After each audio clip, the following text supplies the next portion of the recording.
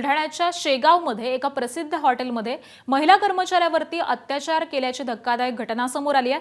Hotel महिला कर्मचाऱ्यांचे अंघोळ करतानाचे फोटो काढून ते व्हायरल करण्याची धमकी देत महिलेवरती अत्याचार करून जातीवाचक शिवीगाळ देखील केल्याची धक्कादायक माहिती ही सध्या समोर आली आहे। तर या प्रकरणी पीडित महिलेच्या तक्रारीवरून शेगाव पोलिसांनी हॉटेल मालक ज्ञानेश्वर लिप्तेवरती गुन्हा दाखल करून त्याला अटक केली आहे आणि या घटनेमुळे शेगाव शहरामध्ये खळबळ उडालेली असून संतप्त प्रतिक्रिया उमटतात।